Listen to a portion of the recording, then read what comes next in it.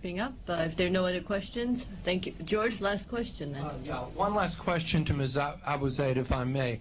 Do you think, and I realize you can't know this definitively, but do you think that the population at large, I don't know what the state of their or the existence of their media are there, but do you think the population at large are aware this was all commenced by their present Hamas government's unilaterally terminating the truce and firing relatively huge numbers of rockets? I understand there were 50 fired on Saturday the 27th alone. Do you think that they are aware of the fact that this was at least initially the result of actions by their own local government?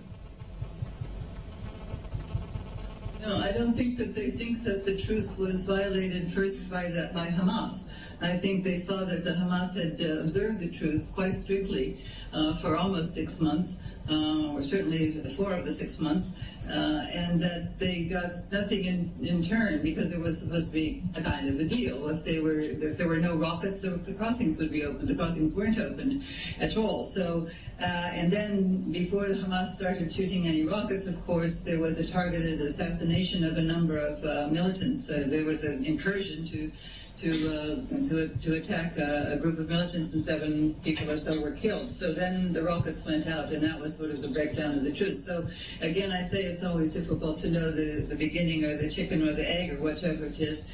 You mentioned the 27th. That was after the incursion started and the attacks started, because what we understood here, that there was a 48-hour lull to be called on. This was called by the Israelis. They said they would wait 48 hours. That was on Friday morning, I believe, until Sunday morning, and that they would then evaluate. And there was only 1 rocket that went out on Friday, so it was obvious that Hamas was trying again to observe that truce, to get this back under control, and then everything broke loose on Saturday morning at 11:30. We were all at work and very much surprised by this, and then after that was when the rockets went out. So, it's in one of those conflict areas that it's difficult to tell who's doing what first, and we sort of can tell something here, though, that what's being done proportionally and disproportionately.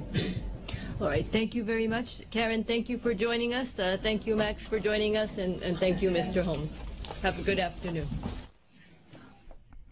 The Associated Press reports that Israel obliterated symbols of Hamas power on the 3rd day of what the defense minister described Monday as war to the bitter end, striking next to the Hamas premier's home and devastating a security compound and a university building.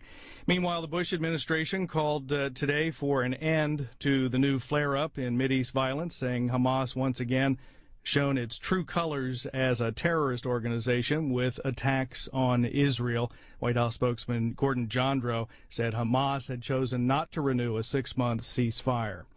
Coming up in just a few minutes. If this were a dictatorship, it'd be a heck of a lot easier. Just so long as I'm the dictator.